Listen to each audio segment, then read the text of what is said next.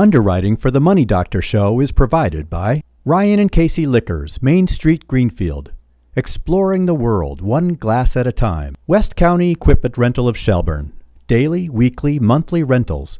625-6463 or on the web at westcountyequipment.com. Weld Communications, Marketing and Publicity. Helping businesses spread the word in the Pioneer Valley and beyond. www.weldwords.com. There's a better life if I could be debt-free, but all my money is a mystery. I was feeling overwhelmed and it was wearing thin when I knocked on the door and heard the doctor's in. Oh, the doctor's in, the doctor's in. She got the right prescription to help you win. Oh, the doctor's in, the money doctor's in. Hello and welcome to the Money Doctor Show. I'm Dr. Frances Rayam, president of Power Down Debt, a positive debt management company. I feel that after every poem, a list of credits should run, listing all the influences that poems draw upon. Now, those aren't my words, obviously. They are the words, however, of a poet, English professor, and author of a book called X, Dan Chelotti, who's here with us today. Welcome, Dan. Yeah. Hi, how are you today?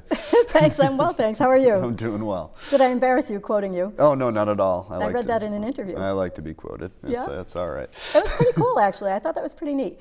And very much like you to sort of give credit about where all the influences that you gather that turn into a poem. Mm-hmm. So I did mention English professor. You're an English professor at Elms College in Chicopee, Mass. Yes, I am. Okay. Yeah. And you're young, obviously. I mean, I don't think we can escape that. So. Well, thanks. Well, I have embarrassed you. Look at you. I blush easy. Okay. Well, that was fun. That was really fun. Okay. Thanks. When did you start to think of yourself as a poet? I actually remember the moment pretty clearly. So when I was a kid, I was reading, I'm talking about like maybe middle school, like 11 to 13 years old, somewhere in there. I was reading everything that Stephen King ever wrote. Okay. Okay. Wow, you were kind of a creepy kid, I think. Was. Dark side. Dark side, yeah. Yeah, and so I was looking to be scared or something like that. I just thought that was a cool thing to do. Sure. And at the beginning, Stephen King has a book, it's the third part of his Dark Tower trilogy. Okay. Called The Wasteland. Oh, yeah, sure. His book's called The Wastelands, but at the beginning of the book, he took a quote from T.S. Eliot from his poem, The Wasteland. Right. And so I was looking at this and I read the poem and it didn't make any sense to me as poems sometimes do. Right. Yeah, right. So, but within an hour I had memorized all the lines. And because I was a good reader and I really wanted to figure this out, sure. Got on my bike, rode to the library, took out T.S. Eliot's collected works, and brought it home, tried to read it for the 2 weeks I was allowed the book, and said, I'm going to figure this out. And wow. and in reading and rereading that, I was just like, well, I'm smart. I can figure out whatever I want to figure out when I'm reading. Sure. But if something's beyond me, this is what I want to do. Wow.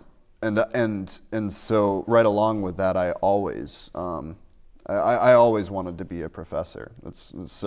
You did? Yeah, always. Was there family influence, or what made you want to be a professor?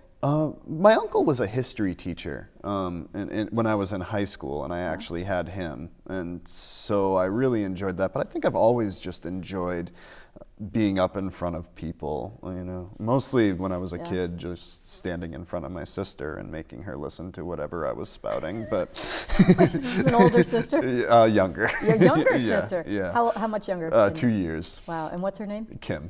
Kim. Yeah. She's forgiven you now, I bet. Yes, she has. Oh, yeah. Yes, she has. Yeah, that's interesting. For the most part. You were talking about being a good reader, and as I was reading your poems, I thought it's really fascinating to me the way a good poet uses quality of words, not quantity of words. Mm-hmm. In one poem, a very concise poem that might take, 20 words or less even in a haiku, you manage to create a picture that has has real imagery, and you have real impact, and you have an interesting title that nobody ever seems to know until the end of the poem, where there's this fun little twist, and someone else, another type of writer, might take a chapter to do that, or a book, or at least several pages. That has to be quite a challenge, but it seems to be how you work best. I mean, your words are very valuable. You choose your words very, very carefully. Am I off base on this? No, not at all. That's exactly what I'm trying to do with everything that I write, is try and get the mot juste, the right word. When you were talking, there's this poet that I love named Jack Spicer, and he says that a great poem has an infinitely small vocabulary. Oh, that's great. Which is really cool, because it's not necessarily that I have to use the biggest possible words or a kind of word, but I'm always looking to use an economy of words, or that will really say more than they might say if I were just using them like in a conversation, So because all of a sudden they appear in a form, like you mentioned, like a haiku, for example. I have this tiny little space to use just a very small amount of words, but also be able to affect an audience and make them feel something, make them, think about whatever concepts are running around in the back of them. So, well, you're in good company. I think it was William Shakespeare who said, when words are sparse, they're seldom spent in vain. That's right. And so, or when words are scarce, I think it is, they're seldom spent in vain. For people who aren't familiar with the haiku, the little 3-line thing, can you explain to people what a haiku is? Oh, sure. So I just went through a big to-do with haikus. I know, I loved it. Because my publisher, McSweeney's, asked me to do a haiku for every day in April. Yes. And they appeared on the McSweeney's website. And so, well, the basics of a haiku are that it's a matter of counting syllables. So the first line would be 5 syllables long, second line 7 syllables, and the third line 5 syllables. Right. So you have a very, very short space to do anything. I'm going to put you really on the spot. Sure. You told me I could. Do you remember a haiku that you wrote that was a favorite? No. Oh, God. I remember one. If I got you started, would you remember it? I might. Something about New York's everyone's favorite lady lying on her side. Oh, yeah, everyone's favorite lover lying on her side, I think it was. That's what it was. Yeah. Do you remember the whole poem or not? Let's see. I don't remember it either. Yep, the New York skyline. Yep.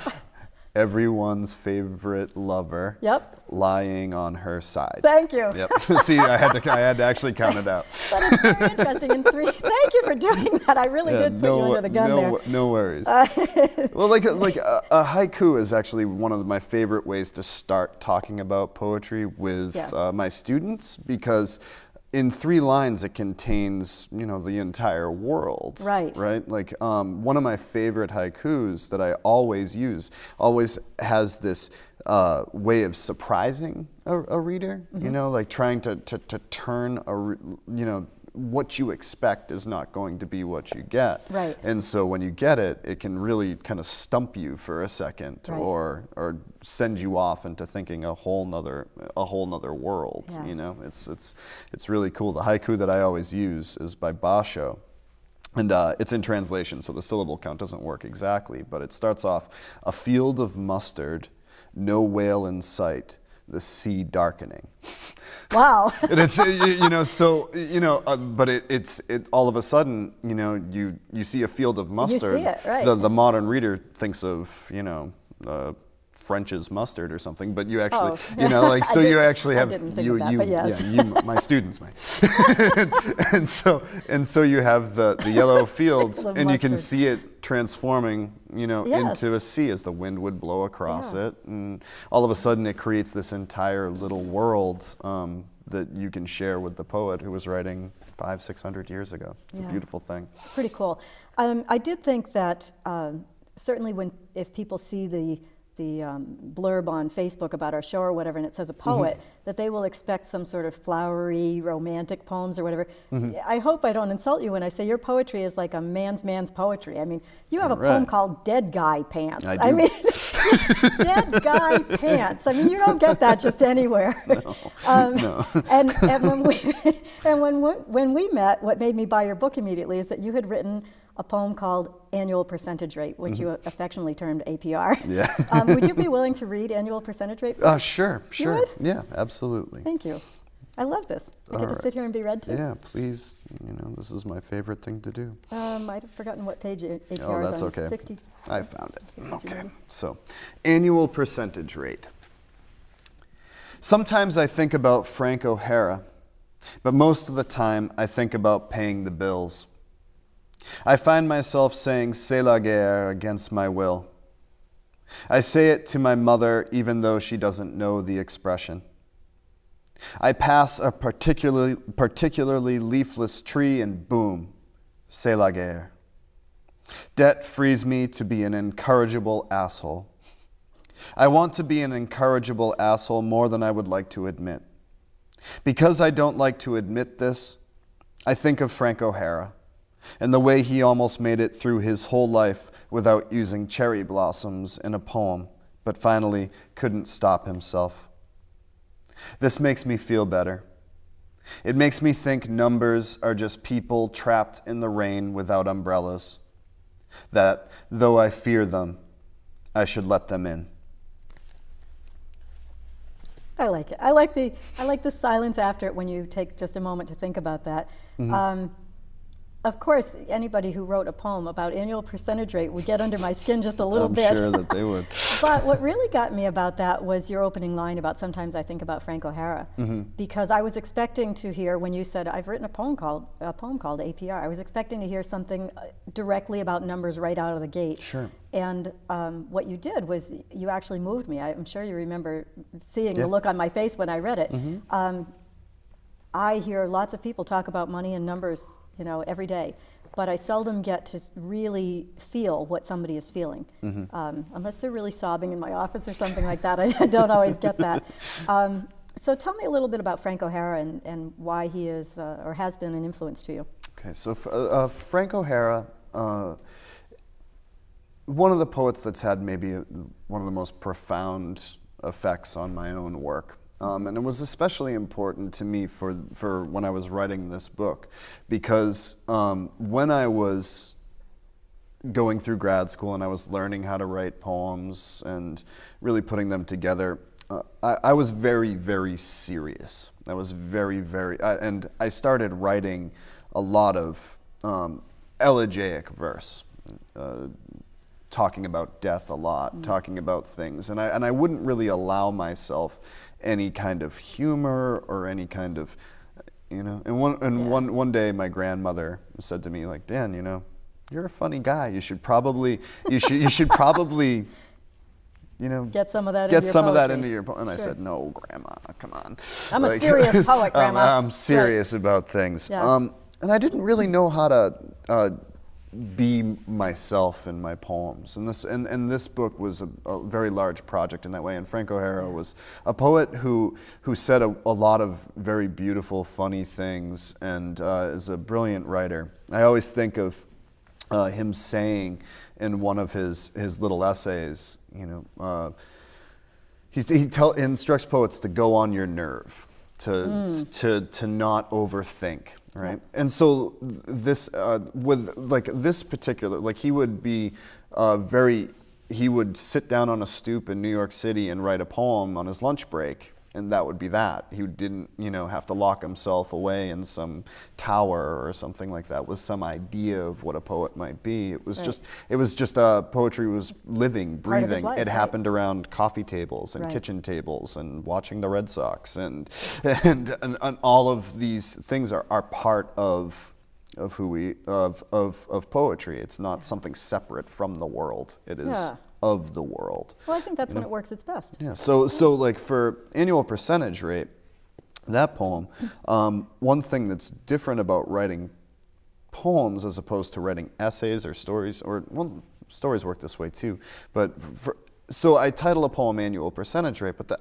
when I started writing that poem, I had no idea what I was writing about. Right. I just know that, I started writing, I think I got a big bill from someone, as that happens pretty much every week in my life. and I just started writing, but I was thinking about Frank O'Hara and what joy he gives me, and then I just started going and bumped into all these ideas about debt and numbers and money and cherry blossoms, and they all came together the way that they did. In an interview with Jasmine Dream Wagner, you said, "I write poems to find out things I don't already know." That's which it. I think is exactly what you've just said. Yep. We need to take a break for a minute, but I want to come back and dig into what inspires you and how you write, and maybe get a little holiday poem from you. All right, that sounds Okay. good. Thank you. We'll be back in a moment with my guest, Dan Chelotti, author of X. Underwriting for the Money Doctor Show is provided by Ryan and Casey Liquors, Main Street, Greenfield.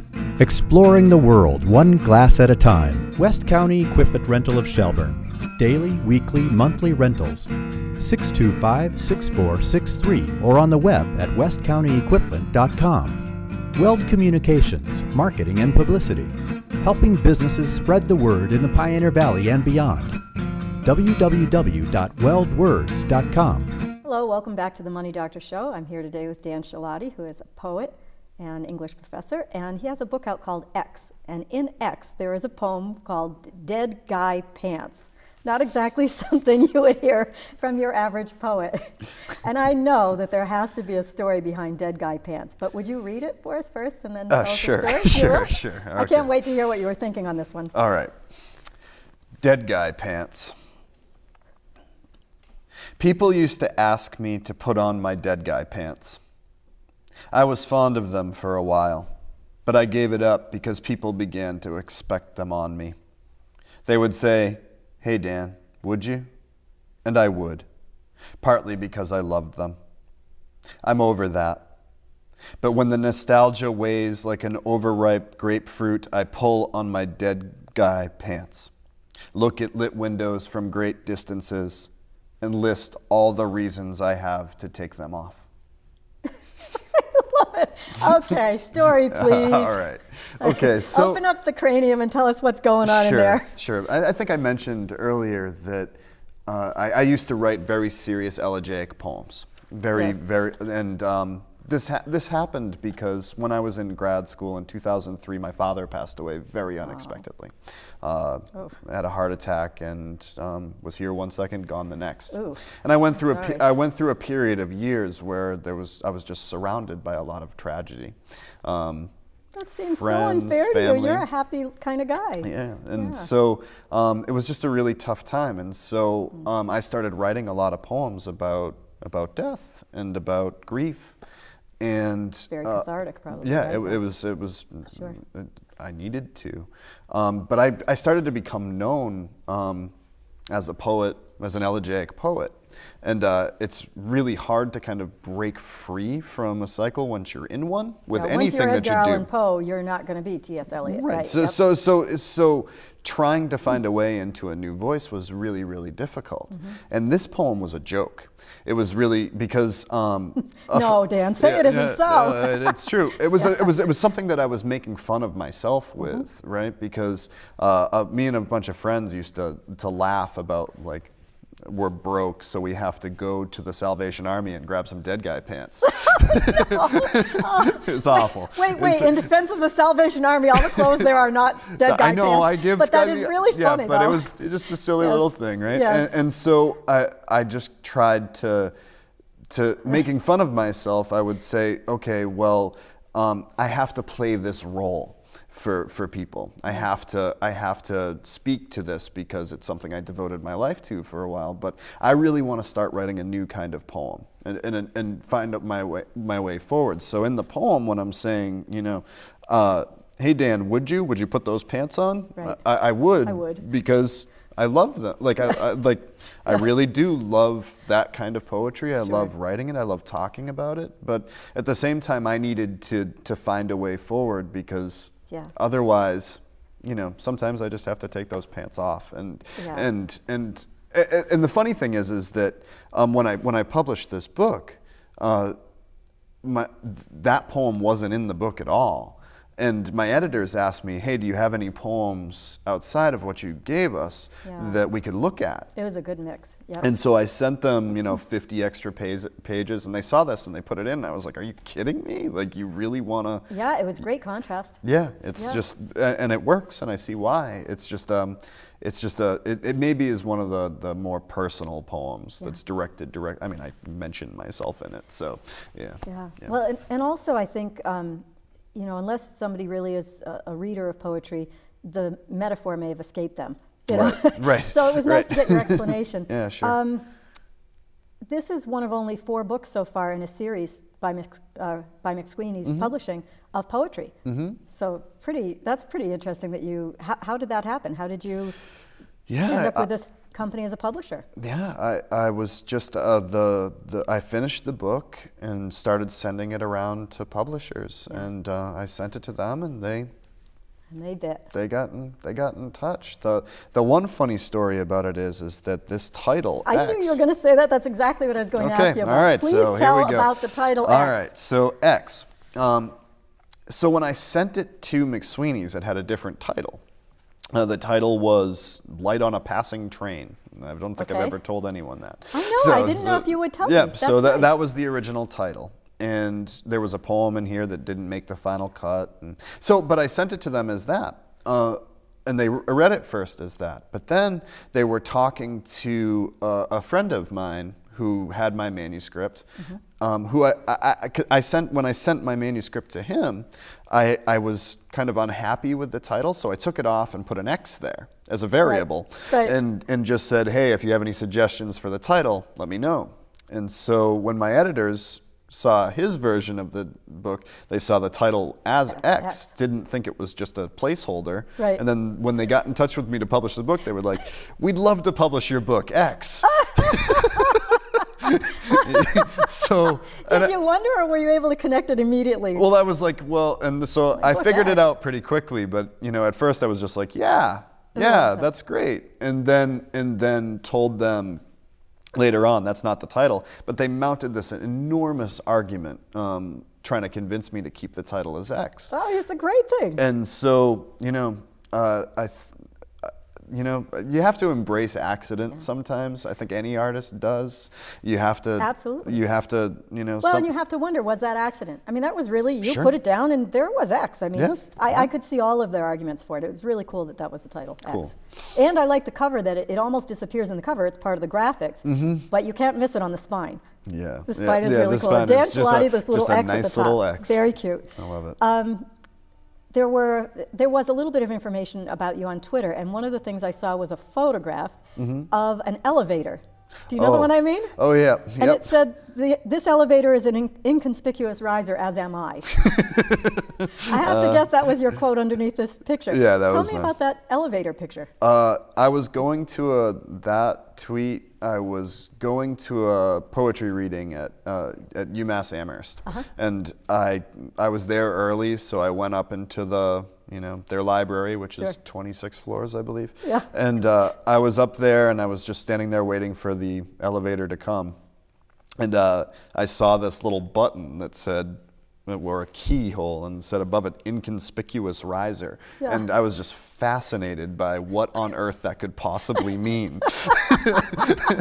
And so It's great, isn't it? In just 2 words. It right. just struck me as, and I'm always looking for odd bits of language all over Yes. the place, and I Yeah. just couldn't help but, turn that into a little phrase, because I was thinking about if I called a person an inconspicuous riser, someone who can sneak away, take a French exit. I don't know. Yeah. So I thought it was great. And so I was just, I love little bits of language like that. Yes, yeah. Well, it made me laugh, and it made me think, of course, as well.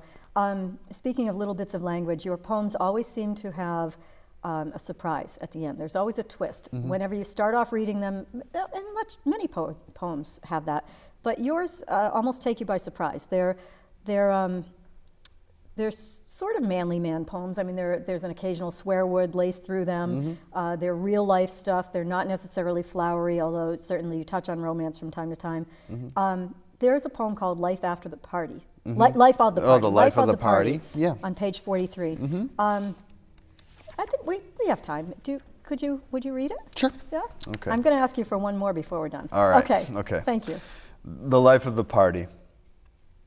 I once walked for an entire beach without seeing a single bird.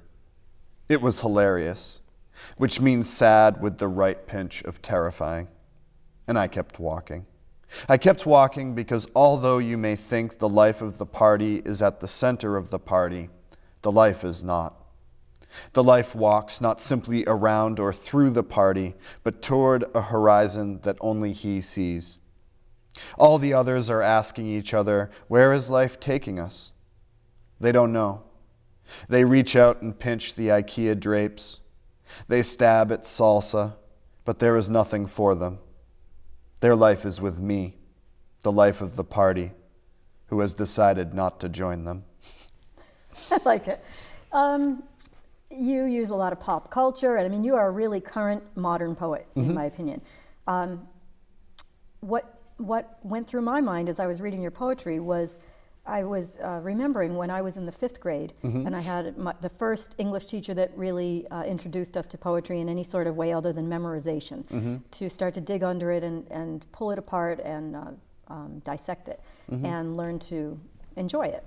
And I recall that she brought in an album back. I'm dating myself now. A vinyl album. I listen to vinyl. Don't worry. A vinyl album with Edgar Allan Poe in it, and that's how I started to enjoy poetry. Sure. We only have about 2 minutes left, but with the Red Sox in the World Series right now and the holidays about to come, would you mind closing the show with one reading about baseball? Sure. You would? Sure. Thank you. Absolutely. Why not? Go Sox. Go Sox. I love it. All right.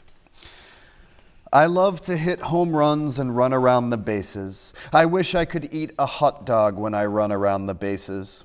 I wish the loudspeakers would play Mozart's Sinfonia Concertante in E flat when I run around the bases. They won't play it. Today's crowd's version of levity is watching a man shoot a turkey in the head from close range. Watch its head explode in slow-mo on the big screen.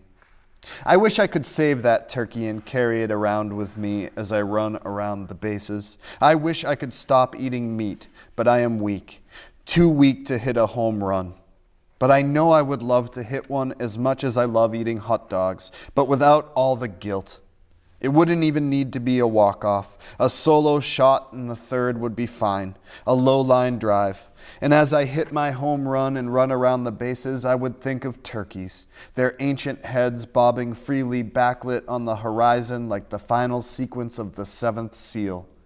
AM dial Mozart blaring from my trusty handheld.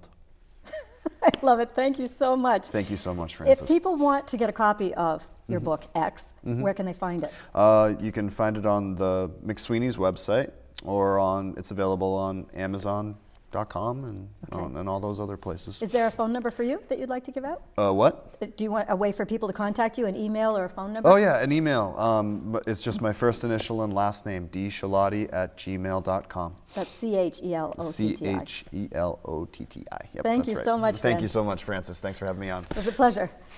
Until our next chat, Dan Chelotti and I will remind you, although I'm sure he would do it more eloquently than I, to keep it positive.